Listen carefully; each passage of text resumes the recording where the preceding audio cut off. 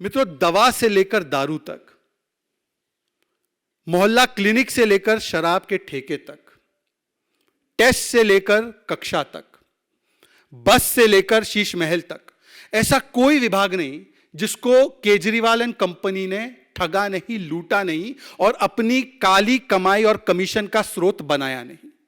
इसी मंच पर आपको याद होगा कि कई बार मेरे वरिष्ठ नेताओं को, भारतीय जनता पार्टी दिल्ली से नेताओं को, केंद्रीय मंत्रियों को और मुझे अवसर मिला कि आपको मोहल्ला क्लिनिक में जो लैब टेस्ट के नाम पर घोटाला हुआ, जो घोटाला बस में हुआ, जो घोटाला शीश महल में हुआ, उसमें तो कुछ चैनलों ने प्रमुखता से दिखाने का प्रयास किया तो उनके पत्रकार के साथ क्या क्या बदसलूकी की गई।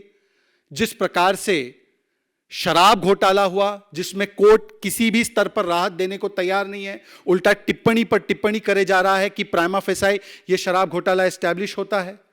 अब इन सारे घोटालों के बाद, और देखिए, शराब के बाद पानी में भी घोटाला, और आज मित्रों मैं आपके सामने किस प्रकार से लगभग 70,000 करोड़ का घोटाला आम आदमी पार्टी कर रही है, उसके कुछ प्रमाण आपके सामने रखना चाहता हूं।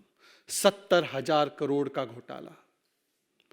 मित्रों, आज दिल्ली जल बोर्ड, यह दिल्ली जल बोर्ड भ्रष्टाचार, कमीशनखोरी और हर प्रकार के अवैध कारनामों का अड्डा बन चुका है केजरीवाल के नेतृत्व में। अभी हाल ही में आपको याद होगा कि दिल्ली जल बोर्ड के कई वरिष्ठ अधिकारीगण, इनको गिरफ्तार किया गया क्योंकि इनकी इन्वॉल्वमेंट, इनकी संलिप्तता थी एक बड़े स्कैंडल में जहां पर कॉन्ट्रैक्ट्स फर्जी कॉन्ट्रैक्टर्स को दिए जा रहे थे। ऐसे कॉन्ट्रैक्टर्स को दिए जा रहे थे जो उसके लिए किसी भी रूप से क्वालिफाइड नहीं थे और एवज में करप्शन लिया जा रहा था, और करप्शन और कमीशन लेने के बाद वो दिल्ली सरकार के सर्वोच्च लोगों तक पहुंचाया जा रहा था। इसीलिए उनके संरक्षण में लगातार दिल्ली जल बोर्ड के ये सभी लोग इस भ्रष्टाचार को अंजाम दे रहे थे। अब दिल्ली जल बोर्ड के माध्यम से OTS, वन टाइम सेटलमेंट के नाम पर वन टाइम सुपर स्कैम की तैयारी अरविंद केजरीवाल कर रहे हैं।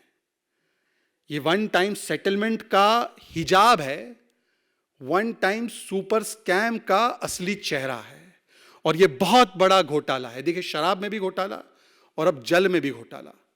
मतलब अगर आप देखें तो ग्लास में जो लोग करते हैं सेवन इन चीज़ों का, अच्छी बात नहीं है, तो शराब और पानी दोनों को लेकर घोटाला है।